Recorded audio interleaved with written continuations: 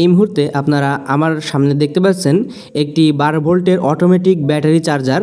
এটা আমি এই মুহূর্তে এই ভিডিওতে তৈরি করে দেখাবো আপনাদেরকে। তো আমি যদি এখানে ব্যাটারির সঙ্গে এটার ব্যাটারি কানেকশনটা দিয়ে নেই, দেখতে পেলেন ভেতরে এই যে আপনারা দেখতে পাচ্ছেন পাওয়ার এলইডিটা জ্বলে গেছে।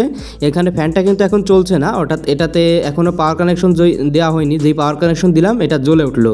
তো আজকের ভিডিওতে পুরো প্রসেসটা দেখাবো আপনাদেরকে এই ব্যাটারি অটোমেটিক চার্জারটা তৈরি করার। তো চলুন ভিডিও শুরু করা যাক। ওয়েলকাম ফ্রেন্ডস, চলে আসলাম নতুন আরও একটি ভিডিও নিয়ে। তো এই মুহূর্তে আপনারা আমার সামনে কিছু অ্যাক্সেসরিজ দেখতে পাচ্ছেন, এইগুলো সবই এই চার্জারটা তৈরি করার উপকরণ। সর্বপ্রথম আপনারা এখানে দেখতে পাচ্ছেন একটি 12 ভোল্ট 3 এম্পিয়ারের একটি ট্রান্সফরমার রয়েছে। এটি একটি চাইনিজ ট্রান্সফরমার। আর এই ট্রান্সফরমারটি এই লাল তার দুটি হলো এটার এসি ইনপুট, 220 ভোল্ট থেকে 250 ভোল্ট এসি ইনপুট। আর এই পাশে যে তিনটি তার দেখতে পাচ্ছেন, ব্লু কালারের দুইটা এবং মাঝেরটা সাদা কালারের, এই তিনটা হলো ডিসি আউটপুট। অর্থাৎ এখান থেকে আমরা ব্যাটারি চার্জারের ক্ষেত্রে এই ট্রান্সফরমারটি ব্যবহার করব। এখানে আমি 3 এম্পিয়ার বা 3000 মিলি এম্পিয়ার ট্রান্সফরমারটা নিয়েছি, আপনারা দেখতে পাচ্ছেন। আপনারা চাইলে এখানে বড় ট্রান্সফরমার নিতে পারেন। যদি বড় ব্যাটারি চার্জের ক্ষেত্রে এই চার্জারটি তৈরি করেন, তাহলে অবশ্যই এর থেকে আরেকটু বড় ট্রান্সফরমার নেবেন। আমি এখানে যে ট্রান্সফরমারটা নিয়েছি, এটা দিয়ে সর্বোচ্চ আমি যদি ড্রাই ব্যাটারি চার্জ করি, তাহলে 20 থেকে 30 এম্পিয়ারের ব্যাটারি ভালোভাবে চার্জ হবে, তার থেকে বড় ব্যাটারি চার্জ হবে না। আর এখানে আমি একটি ব্যাটারি চার্জ কন্ট্রোলার কিট নিয়েছি, একটা সার্কিট। এটা একটি automatic battery charge controller circuit, আপনারা দেখতে পাচ্ছেন। এই সার্কিটটা নিয়ে আমি এর আগে একটা ভিডিও তৈরি করেছিলাম ইউটিউবে। তো ওই ভিডিওতে আমি এই সার্কিটটাতে চার্জার তৈরি করে দেখাই নাই, শুধু দেখিয়েছিলাম এই সার্কিটটার কী কাজ করে, কোথায় কীভাবে কানেকশন দেয়, ওইটাই। তো আজকে এই সার্কিটটা দিয়ে আমি এই অটোমেটিক 12 ভোল্ট ব্যাটারি চার্জারটা তৈরি করব। সর্বপ্রথম এখানে কানেক্টরটা দেখতে পাচ্ছেন, এইটা হচ্ছে আমাদের মূল ব্যাটারি ইনপুটের কানেকশন। এইখানে আমরা ব্যাটারি পজিটিভ নেগেটিভ দেখে এখানে আমরা ব্যাটারি কানেকশনটা করব। আর এরপরে এখানে 3টি টার্মিনালের আরেকটি ব্লক টার্মিনাল দেখতে পাচ্ছেন, ওইখানে আমরা কানেক্ট করব আমাদের এই যে ট্রান্সফরমারের যে ডিসি আউটপুটের যে 3টি লুপ রয়েছে, ওই 2টা কানেকশন করব। তো একটু পরে আমি আপনাদেরকে সমস্ত কিছু ধাপে ধাপে দেখিয়ে দেব। আর এরপরে আরও একটি কানেক্টর রয়েছে, ডাবল পিনের একটি ব্লক। তো ওইখানে আমাদের একটি তার ট্রান্সফরমার, একটি তার ইনপুট হবে, আর একটি তার আমাদের পাওয়ার কেবল থেকে ইনপুট হবে। তো কিভাবে এখানে আপনারা কানেকশন করবেন সব কিছুই আমি এর ভিডিওতে একে একে দেখাবো। এবং এখানে 3টি ইন্ডিকেটর এলইডি রয়েছে, এখানে মূলত 2টি এলইডি কাজ করে, অন্যটি একটির সাথে জ্বলে, এটা স্বাভাবিক। তো এই এলইডিগুলো আমাদের হচ্ছে মূলত পাওয়ার ইন্ডিকেট করবে এবং চার্জ ফুল চার্জ লো ইন্ডিকেট করবে। আর এখানে 2টি ভেরিয়েবল রেজিস্টার বা ভেরিয়েবল অ্যাডজাস্টেবল আছে, ওইগুলা ঘুরিয়ে হচ্ছে আমাদের ব্যাটারি ফুল চার্জ এবং লো চার্জ ক্যালকুলেশন করে দিতে হবে আপনার ব্যাটারি অনুযায়ী। বেশি এম্পিয়ারের ব্যাটারি হলে একটু আপনার অ্যাডজাস্ট করে নিতে হবে, তাছাড়া বাই ডিফল্ট এটা অ্যাডজাস্ট করা থাকে। আর এখানে আপনারা দেখতে পাচ্ছেন পাওয়ার কর্ড, এটা একটি এসি পাওয়ার কর্ড। একটু ভালো মানের কর্ড নেওয়ার চেষ্টা করবেন আপনারা, যেহেতু আমাদের এম্পিয়ার ট্রান্সফরমারে একটু এম্পিয়ার লোড নিবে। তো আমি এখানে ছোটো এম্পিয়ার ট্রান্সফরমার ব্যবহার করছি, তার জন্য একটু মোটামুটিটা ব্যবহার করছি। আপনারা বড় ট্রান্সফরমার ব্যবহার করলে বড়টা নেবেন। আর এখানে আমি একটি ব্যাটারি ইনপুটের জন্য ব্যাটারি পাওয়ার কেবল নিয়েছি, ক্লিপযুক্ত একটি মোটা তার বিশিষ্ট কেবল। আপনারাও ব্যাটারির জন্য কানেকশনের জন্য মোটা তার ব্যবহার করবেন। এবং সর্বশেষ আমাদের সমস্ত কাঠামোটা সব কিছু সেট করার জন্য একটি ক্যাবিনেট নিয়েছি। এটা একটি নষ্ট পাওয়ার সাপ্লাই, কম্পিউটারের যে পিসি পাওয়ার সাপ্লাই আছে, ওই পাওয়ার সাপ্লাইয়ের ক্যাবিনেট এটা।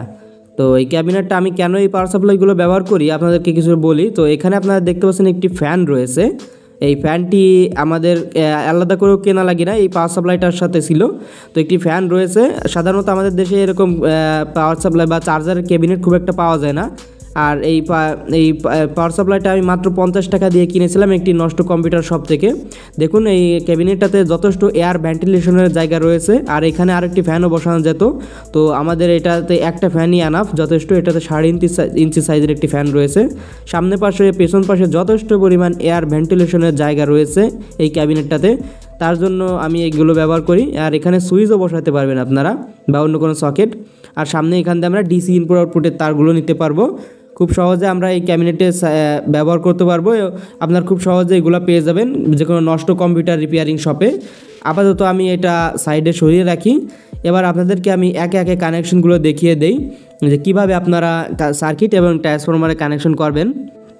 তো সর্বপ্রথম আমি যদি দেখাই, এখানে যে দুটি তার রয়েছে, এখানে পজিটিভ লাল কালা দুটা সমস্যা নেই, যে কোনো একটা তার নিতে পারেন। যে কোনো একটা তার আমাদেরকে এই ট্রান্সফরমার একটি তারের সাথে আগে ডাইরেক্টলি সোল্ডার করে নিতে হবে বা ভালোভাবে জুড়াই নিতে হবে এটার সাথে। তো আমি এটা এখন আপনাদেরকে জুড়ায় দেখাচ্ছি। তো জোড়ানোর পর আমি আবার ফেরত আসলাম। এখানে আপনারা দেখতে পাচ্ছেন আমি ট্রান্সফরমারের একটি তার এসি ইনপুটের যে তারটা ছিল লাল কালার দেখতে পেলেন, ভিডিওর শুরুতে আমি দেখাইছি পাওয়ার কর্ডের একটি তারের সাথে জোড়াই নিয়েছি, খুব ভালোভাবে কানেকশন দিয়ে নিয়েছি। তো বন্ধুরা এখন আমাদের ট্রান্সফরমারের একটি তার এবং পাওয়ার কর্ডের আরও একটি তার, এই দুটি তার বেঁচে রয়েছে, দুটি লুপ। তো এই দুটি লুপ আমরা এখানে এই সার্কিটের কোথায় কানেকশন করব, দেখুন এখানে SW লেখা রয়েছে সার্কিটে, এবং এই SW সোজা যে পাওয়ার ব্লক টার্মিনাল রয়েছে ওইখানে কানেকশন করব, অর্থাৎ রিলের সোজাসুজি যে ওইখানে কানেকশন করতে হবে আমাদেরকে। আমি এবার আপনাদেরকে কানেকশন করে তারপর আবার দেখাই। তো দেখুন পাওয়ার কর্ড থেকে যে একটি তার বেঁচে ছিল এবং ট্রান্সফরমার থেকে একটি তার বেঁচে ছিল, খুব ভালোভাবে আপনারা দেখে নিন। আমি এই ব্লক টার্মিনালে কিন্তু এখানে কানেকশন করে নিয়েছি দুটি তার। ব্যাস আমাদের এসি ইনপুটের সমস্ত কানেকশন শেষ, আর কোনো ঝামেলা নেই আমাদের এসি ইনপুটের। এইবার আমাদেরকে এখানে এই যে পাওয়ার ট্রান্সফরমার রয়েছে এই ট্রান্সফরমারটি আমাদেরকে ইনপুট করতে হবে। তো এখানে যে ব্লু কালারের যে দুটি তার রয়েছে, এই ব্লু কালারের দুই কোণার যে দুটি তার, এই দুইটি তার আসলে আমাদের কানেক্ট করতে হবে এই যে সার্কিটের যে ব্লক টার্মিনাল দেখতে পাচ্ছেন, তিনটির যে ব্লক টার্মিনাল, এই দুই কোণা আমাদের কানেক্ট করতে হবে ব্লু কালারের দুইটা। এবং এই যে মাঝে যে সাদাটা তারটি রয়েছে এই তারটি আমাদের কানেক্ট করতে হবে মাঝের যে স্ক্রুটা ওইটাই। তো এবার চলুন আপনাদেরকে আমি কানেকশন করে দেখাই। কানেকশন করে আমি আবার ফিরে আসছি। এই যে দেখুন আমি কানেকশন করে নিয়েছি, কিন্তু খুব ভালোভাবে আপনারা দেখুন ব্লু কালারের যে দুইটা অর্থাৎ ট্রান্সফরমারের দুই কোণার যে দুইটা তার থেকে ওই দুইটা আমি দুই কোণায় কানেকশন করেছি এবং মাঝে কিন্তু সাদা তারটা রেখেছি, অর্থাৎ গ্রাউন্ডটা কিন্তু আমরা মাঝে রেখেছি। খুব সিম্পল কানেকশন, আমাদের মোটামুটি সকল কানেকশন শেষ হয়ে গেছে। এবার শুধু আমাদের ডিসি কানেকশনটা বাদ আছে, ব্যাটারি কানেকশনটা। এসি কানেকশন আপনারা দেখে নিন, খুব সহজ সিম্পল একটা কানেকশন। পাওয়ার কর্ডের কানেকশন কীভাবে দিয়েছি আপনাদেরকে ভালোভাবে বোঝানোর চেষ্টা করছি। তারপর সমস্যা থাকলে আপনারা কমেন্ট করবেন, আমি অবশ্যই কমেন্টে রিপ্লাই দেবো। আর এইটা হলো আমাদের ভিডিও শুরুতে দেখানো সেই ডিসি পাওয়ার কর্ড বা ব্যাটারি কানেকশনের যে কর্ডটা, আমরা যেটার মাধ্যমে ব্যাটারি কানেকশন দিব আমাদের মূল পাওয়ার সার্কিটটাতে। তো এবার এখানে আমরা পজিটিভ নেগেটিভ সার্কিটের নিচে দেখুন B+ B নেগেটিভ লেখা রয়েছে, B পজিটিভ B নেগেটিভ, ওইটা দেখে আমরা এই সার্কিটটাতে আমাদের ব্যাটারির যে কানেকশন রয়েছে ওইটা করে ফেলবো। চলুন এবার আমি আপনাদেরকে কানেকশন করে দেখাই। আমি দেখতে পেলেন কানেকশন সেরে আবার ফিরে আসলাম। তো এবার এই কর্ডটার সাথে পজিটিভ এবং নেগেটিভ দেখে কানেকশন করেছি, লাল তারটা পজিটিভ এবং ব্লু তারটা নেগেটিভ। তো আপনারাও খুব ভালোভাবে দেখে সতর্কতার সাথে কানেকশন করবেন। তো বন্ধুরা আমাদের সমস্ত কানেকশন শেষ হয়ে গেছে, এসি পাওয়ার ইনপুট, ডিসি আউটপুট, ট্রান্সফরমারের ডিসি ইনপুট আউটপুট সমস্ত কিছু আমাদের শেষ, A to Z সমস্ত শেষ। আমাদের পূর্ণাঙ্গ যে সার্কিটের ওয়াইন্ডিং সমস্ত কিছু শেষ। এখানে কিন্তু খুব সহজভাবে একটি সার্কিটে কানেকশন করেছি, কোনো প্রকার কিন্তু কোনো ঝালাই আমি করিনি। আপনারা দেখতে পেলেন একদম সহজে, খুব সহজে সিম্পলভাবে আপনারা এটা তৈরি করতে পারবেন খুব সহজে। তো এই হলো পুরো প্রসেসটা, দেখতে পেলেন কীভাবে কানেকশন করেছি। এবার আমাদের এই সম্পূর্ণ কাঠামোটা আমাদেরকে কানেকশন দিতে হবে, লাগিয়ে ফেলতে হবে আমাদের যে ক্যাবিনেটটা, ওই ক্যাবিনেটে। আর বন্ধুরা এখানে আপনারা ফ্যানের যে কানেকশনটা আমি আপনাদেরকে ফ্যানের কানেকশনের জন্য দেখুন আমি একটা আলাদা একটা ফিল্টার ব্যবহার করেছি। ট্রান্সফরমার যে এসি ইনপুট ট্রান্সফরমার যে ডিসি আউটপুটটা হয়েছে ওইখান থেকে নিয়েছি একটা আলাদা ব্রিজ রেক্টিফায়ার ডায়োডের একটি ক্যাপাসিটরের মাধ্যমে ফিল্টার করে আমাদের যে ফ্যানের লাইনটা আমি দিয়েছি। তো বন্ধুরা আপনারা এখানে যারা বড় ট্রান্সফরমার ব্যবহার করবেন তারা অবশ্যই এখানে ছোটো আরেকটি ট্রান্সফরমার ব্যবহার করবেন। ফ্যান বা অন্য কোনো যে রিলে সার্কিট যদি ব্যবহার করেন তাহলে ওইটা কন্ট্রোল করার জন্য এখানে আলাদা একটি পাওয়ার সাপ্লাই ব্যবহার করবেন, ছোটো ট্রান্সফরমার বা এসএমপিএস। যদি বড় ট্রান্সফরমার কানেকশন করেন তাহলে কিন্তু ফ্যানের লাইন এখান থেকে দিবেন না। আমি এখানে যেহেতু টেস্টিং পারপাসে ছোটো এসএমপিএস ছোটো ট্রান্সফরমার ব্যবহার করেছি তাই এখান থেকে নিয়ে দিয়েছি। ব্রিজ রেক্টিফায়ারের মাধ্যমে ব্যবহার করেছি যাতে আমাদের ব্যাটারি কানেকশন দিলে দিন রাত 24 ঘন্টা এটা ফ্যান চলে যাতে শুধুমাত্র ব্যাটারি চার্জ হওয়ার সময় আমাদের ফ্যানটা চলবে সেই সিস্টেমে কানেকশন দিয়েছি। ট্রান্সফরমারের গোড়া থেকে দুটি কানেকশন নিয়ে দিয়েছি আমাদের ফ্যানে একটি ফিল্টারের মাধ্যমে। এবার আমি সমস্ত কাঠামোগুলো মানে সমস্ত আমাদের সার্কিটটা আমাদের যে ক্যাবিনেট আছে ওইখানে সেট আপ করবো। সর্বপ্রথম আপনারা দেখতে পাচ্ছেন আমি ট্রান্সফরমারটি দুইটি নাটের মাধ্যমে শক্ত করে আমাদের ক্যাবিনেটে ফুটো করে নাট দিয়ে লাগিয়ে নিয়েছি। এবার আমি আমাদের যে সার্কিটের জন্য একটি ফুটো করেছি নিচে। এবার সার্কিটের আর মাঝে আমি এরকম ধরনের একটি স্পেসার ব্যবহার করব। এখানে একটা সার্কিটে ফুটো আছে, ওই ফুটোর সঙ্গে নাট দিয়ে নিচে এইভাবে স্পেসারটি দিয়ে লাগিয়ে দেবো।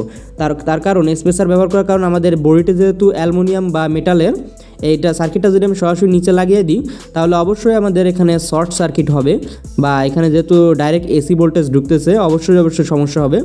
তো এবার স্পেসার দিয়ে আমি সার্কিটটা লাগিয়ে নিয়েছি খুব শক্তভাবে। আপনারা দেখুন এসএমপিএস মানে সার্কিটটা এবং ট্রান্সফর্মারটা স্পেসার দিয়ে লাগিয়ে নিয়েছি। তলে আপনারা এখানে দেখতে পাচ্ছেন খুব সুন্দরভাবে এবং যথেষ্ট ফাঁকা রয়েছে, স্পেস রয়েছে, খুব সুন্দরভাবে কানেকশন করে দিয়েছি। এবং এসি পাওয়ার কর্ডটা আমি পিছন দিয়ে দিয়েছি এবং ডিসিটা আমি সামনে দিয়ে নিয়েছি, যে ডিসি পাওয়ার কর্ডটা সামনে দিয়ে বের করে নিয়ে আসছি। তো এবার এসি পাওয়ার কর্ডটাও আমি নিয়ে আসছি। এখন আমাদের সমস্ত কিছু টোটালি কানেকশন শেষ। এসি পাওয়ার কর্ডটা যাতে টান লাগে সমস্যা না হয় তার জন্য আমি ওখানে একটা দড়ি দিয়ে বেঁধে, মানে একটা তামার তার দিয়ে বেঁধে দিয়েছি সুন্দরভাবে। তো খুব পরিপাটিভাবে কোনো ঝামেলা নেই, ঝঞ্ঝাট নেই, একদম সিম্পলভাবে একটি চার্জার আপনাদের কানেকশন করে দেখালাম। সমস্ত কিছু রেডি, আমাদের আর কোনো কানেকশন করার বাকি নেই। এবার আমাদেরকে শুধুমাত্র এইটার যে ক্যাবিনেট রয়েছে ওইটা কানেকশন করতে হবে। আর এটা যে এলইডি ইন্ডিকেটরগুলো আমি এই সামনের দিকে রেখেছি, যার কারণে আপনারা যাতে এখান থেকে দেখতে পারেন, বা চার্জারটা তৈরি করে এখান থেকে যাতে ইন্ডিকেশনগুলো দেখা যায়, তার জন্য আমি এলইডি ইন্ডিকেটরগুলো সামনের দিকে রেখেছি।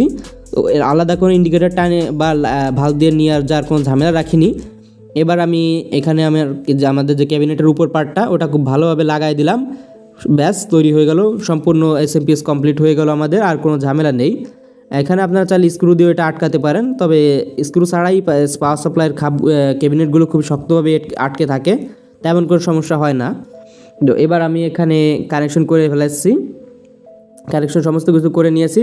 পাওয়ার কর্ড দেওয়ার আগে অবশ্যই আপনারা ব্যাটারি কানেকশন করবেন। আপনাদেরকে এই বিষয়টা স্পষ্টভাবে জানাই রাখি, আপনারা অবশ্যই পোলারিটি দেখে কানেকশন করবেন, পজিটিভ নেগেটিভ। আর অবশ্যই এসি পাওয়ার দেওয়ার আগে চার্জারটিতে, যেহেতু এটা অটোমেটিক চার্জার, আগে আপনারা ব্যাটারি কানেকশন করবেন। ব্যাটারি কানেকশন করার পর সার্কিটে পাওয়ার আসবে, তারপর আপনারা এখানে এসি ইনপুট দেবেন। তার কারণ ব্যাটারি কানেকশন করার পরে আমাদের সার্কিটটা একটু অ্যানালাইজ করে নেবে ব্যাটারিতে কতটুকু চার্জ আছে বা কত ভোল্টে ব্যাটারিটা আমরা এখানে কানেক্ট করে নিয়েছি। যেহেতু এটা অটোমেটিক ব্যাটারি চার্জার, তো দেখতে পেলেন আমি ব্যাটারি কানেকশন করার মতো ভিতরে একটা এলইডি জ্বলতেছে আমাদের, অর্থাৎ পাওয়ারটা এখানে চলে আসছে। এই যে আপনারাকে যদি আমি একটু দেখাই, ক্যামেরার সামনে অনেক লাইট রয়েছে তাই দেখতে অসুবিধা হচ্ছে। তো পাওয়ার কানেকশন আমাদের ব্যাটারি কানেকশনটা দিয়ে দিয়েছি, যে খুব সাবধানতার সাথে। অবশ্যই আপনাদেরকে আমি আবারও বলতেছি, অবশ্যই আগে ব্যাটারি কানেকশন দিবেন, তারপরে কিন্তু এসি প্লাগ ইন করবেন। তার কারণ না হলে কিন্তু সমস্যা হবে, ব্যাটারি চার্জ হবে না বা অন্য কোনো সমস্যা হবে, ঝামেলা হবে। স্বাভাবিকভাবে আপনারা ব্যাটারি যে কানেকশনটা ওইটা করে নেবেন। আর এখানে আমি এবার আপনাদেরকে এসিতে মাল্টিপ্লাগে এই এসি প্লাগটা প্লাগ ইন করে যদি দেখাই, প্লাগ ইন করার মতো দেখতে পেলেন আমাদের চার্জিং এলইডিটা জ্বলতেছে এবং ফ্যানটা কিন্তু চলতে শুরু করছে। দেখতে পেলেন ফ্যানটা থামিয়েছিল কিন্তু ফ্যানটা চলতে শুরু করেছে। এবার আপনাদেরকে যদি দেখাই, দেখুন আমাদের ভেতরে একটু লালচে বাল্ব জ্বলছে, এটা চার্জ হচ্ছে এই মুহূর্তে। আর চার্জ ফুল হয়ে গেলে চার্জ ফুল জ্বলবে, চার্জ ফুল ইন্ডিকেট করবে।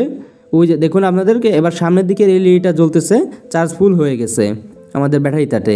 তো চার্জ ফুল হয়ে গেলে এইভাবে জ্বলবে। আমি ভিডিওটা মাঝখান থেকে স্কিপ করে দিয়েছিলাম যাতে ব্যাটারি চার্জ হওয়ার যে সময়টা ভিডিও ওরকম লং না হয়, কারণ ব্যাটারি চার্জ হতে আপনারা জানেন অনেক সময় লাগে। তো বন্ধুরা, এই ছিল একটি অটোমেটিক ব্যাটারি 12 ভোল্টের ব্যাটারি চার্জার তৈরি করার পূর্ণাঙ্গ একটি ভিডিওটা যদিও অনেক লম্বা হয়েছে, তারপর আপনাদেরকে সহজ পদ্ধতিতে একটি স্মার্টভাবে কোনো ঝামেলা ছাড়াই একদম ঝামেলামুক্তভাবে একটি চার্জার তৈরি করে দেখালাম। তো ভিডিওটা যদি ভালো লাগে সবাই ভিডিওটাতে একটু লাইক দেবেন, এবং এরকম প্রতিনিয়ত ভিডিও দেখতে চাইলে চ্যানেলটা সাবস্ক্রাইব করে পাশে থাকবেন। কমেন্টে আপনার মতামত জানাবেন এবং এর পরবর্তী বিষয়ে কীরকম ভিডিও চান আপনারা অবশ্যই জানাবেন। সবাই ভালো থাকবেন, সুস্থ থাকবেন, আল্লাহ হাফেজ।